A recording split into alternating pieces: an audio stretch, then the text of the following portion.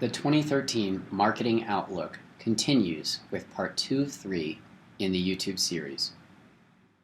Email essentially is a stable, viable option for direct marketing, an electronic option. So a company owns the value of their list. So you build up that email list, you own those names, you own that list, you nurture that. That's a very valuable direct asset that no change in some third-party business model can take away from you. You can quickly add and reach new leads. So if you're doing direct marketing and you have a monthly or quarterly mailer, if you have an email program that's good, as soon as somebody gets in there, shows interest in your brand, you can get them in the email pipeline, get them a handful of communications right away, put the brand in front of folks, and make sure that you're striking while the iron's hot, while they have a need for that product or service. So distribution. I already mentioned this a little bit with social media, but this really applies to everything: SEO, pay-per-click, press releases. It allows you direct control over distribution. You're speaking directly to qualified targets, going right to their inbox. And then lastly, under why this is a stable direct option, is this is a great feeder for direct mail. So we're finding that people who do opt in and get on the email list, they warm up to the brand, they trust it more. They're more willing to give up more information about their purchase behaviors or patterns, what they're looking for, as well as their addresses, and they're more receptive to your direct mail. And once we can get somebody fed into the direct mail system and convert them into a customer that's responding to direct mail on top of an email program, we find those clients have longer staying power, they have a larger buying capacity, and they have more brand loyalty. So it's very desirable to work together with email and direct mail marketing as well together. So what this all boils down to is that more firms will invest in content generation to attract subscribers. I think investing in content generation and good email programs and good email content is going to be a big trend for 2013. The firms that do invest in this are going to be winners, and firms that have been pressing people to do this are going to be able to say at the end of the year, look, we said this was a great idea and encouraged our clients to get into it. So paid search and SEO, very important to talk about here. Highly accessible, and that equals expensive with lots of competitors bidding. So for somebody to get into pay-per-click and SEO, basically all somebody needs to do is figure out what you're doing and come in and try to counter you. And if you have a better funded competitor or numerous competitors, or you don't have a really good diversified message, it's very hard to hold your edge with paid search and SEO. You're either at the mercy of a bidding process, or you're at the mercy of somebody else's copywriting and ever-changing website to stay on top of them. One thing worth mentioning is Bing. Bing is the search engine of Microsoft, and they've partnered up with several other older partners in order to give a serious challenge to Google. And they've actually hired somebody very interesting and very powerful and well-known in political circles. His name is Mark Penn, and he was a Clinton operative, and he is known for very aggressive, gutsy tactics going after people. So you may have seen this Christmas season a blind taste test of Bing, and then you're also probably seeing ads up about getting what he calls Scroogled. So those are two in-your-face ad campaigns directly against Google, and they're very brazen, and they're getting good results. So what they're finding is that most people are picking Bing for more relevant search results at this time and having a better algorithm. And the Scroogled ad implies that the reason for that is that Google is continuing to give more and more preference to their own services, their own partner sites, and too much to people who are paying a lot of money into them. And so those results are not as relevant as they should be, and that Bing, therefore, is a better choice. Yahoo, ironically, who I thought I'd never need to be mentioning again, you can expect them to actually gain traction, and this is another detractor from Google. So Marissa Mayer has been hired away from Google to Yahoo, and you probably noticed some subtle changes with Google about them getting more cluttered, about them giving up their very simplistic design that made them so effective. And a lot of that was the fighting and the brainchild and the political will of Marissa Mayer. She's the one who designed a lot of that, created a lot of those gains, and she is now the CEO of Yahoo. And at the end of the day, she's taken that skill set with her and that will, and you can start to see Google slipping a little bit on that front. And you're also going to start to see a lot of things go on at Yahoo with them luring away top-level development staff and teams, and starting to actually compete for some of the services and news and web traffic in a way that they have not in many years. So the fundamentals of search, though, they're not going to change. You must do the right thing.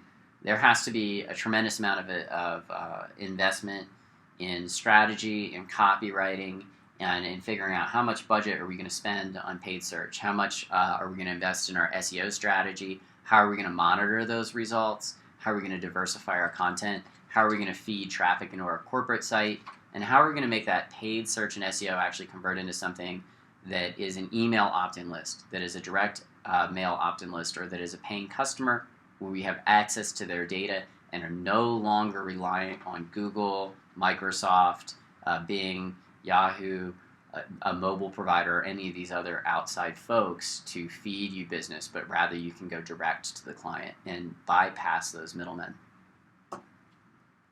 So mobile, of course, is very important. We'll talk a little bit about what's going on with mobile here.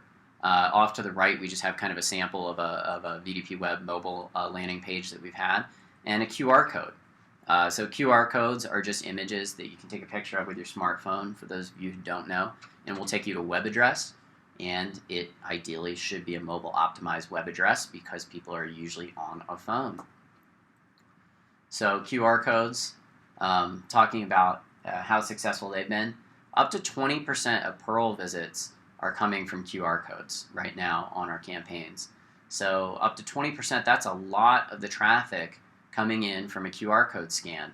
So it's more important than ever to include QR codes, and ideally variable data QR codes that identify the specific responder along with your Pearl marketing. As far as mobile goes, another 5% gets added onto that. Presumably everybody who comes in from the 20% of QR code scans is mobile, although that's changing if you don't consider tablets to be a mobile browser. But up to 25% of Pearl visits are coming from mobile devices, and by mobile devices we do mean phones and smaller devices, not with a full-size display. So it is critical to test and specialize for mobile, and that's only going to get more and more important in 2013. More and more people have smartphones, more and more people use them as their preferred choice to browse the web, and certainly to respond to direct mail. It's very easy to take a picture of a QR code when you get a direct marketing piece and you're sitting there sorting through your mail. Nothing to type, nothing to do. You don't need to take the card over to your computer.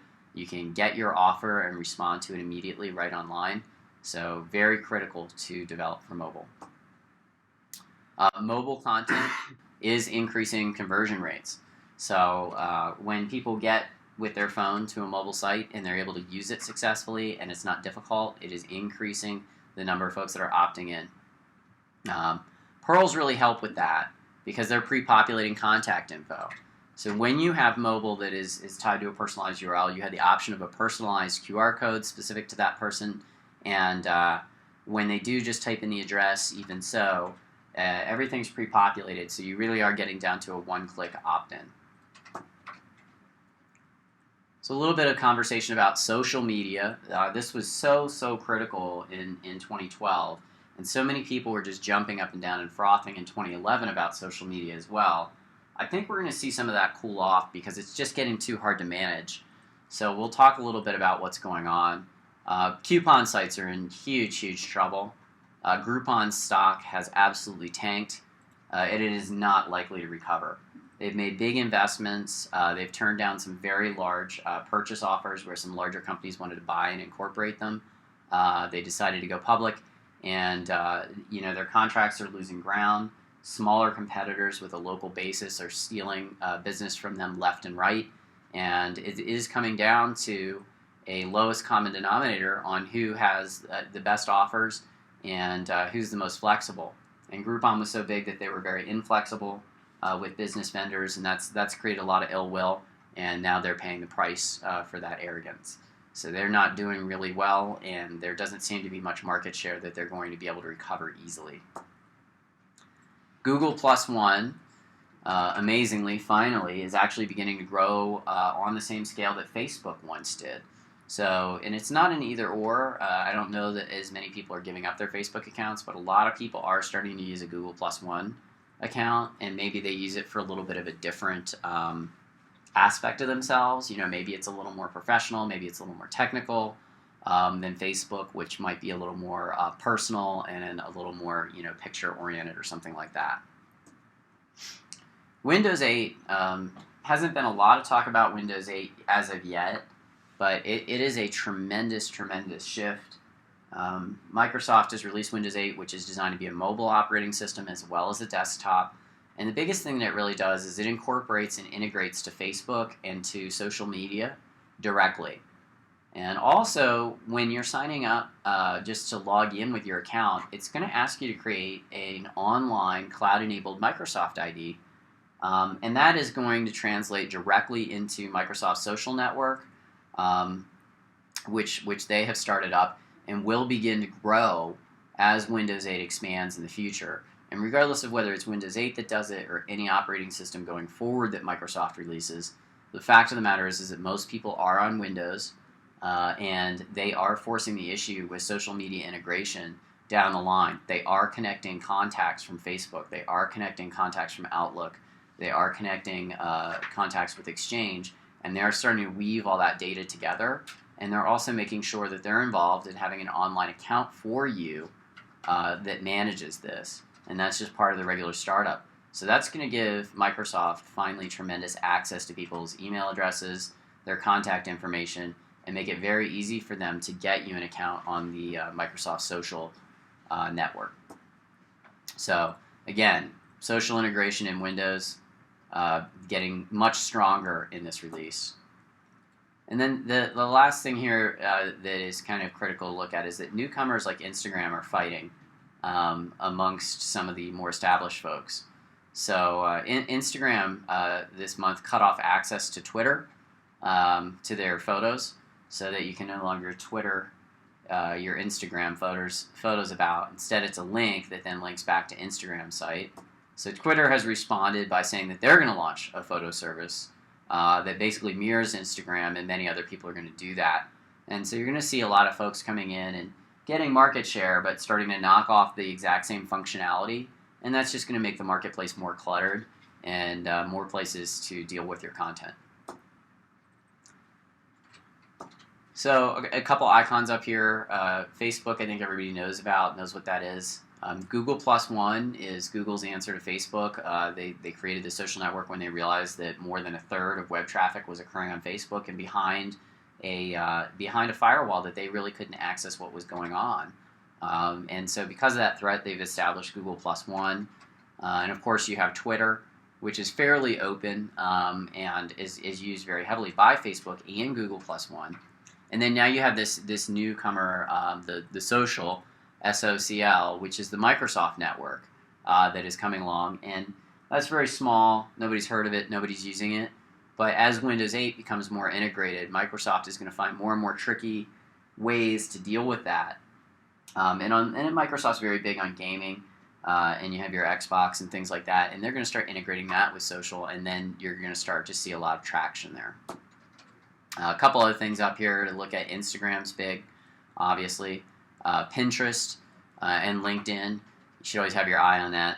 And then, of course, I've already mentioned this. You've got Groupon out there that is kind of like a social media format. But I'm going to go ahead and slap a big no sign over that because I think Groupon is just going to continue to decline and perhaps buckle under the pressure of its stock price and obligations there. The 2013 Marketing Outlook has been split into 3 sections so that it can fit onto YouTube. Our presentation will continue with part 3 of 3.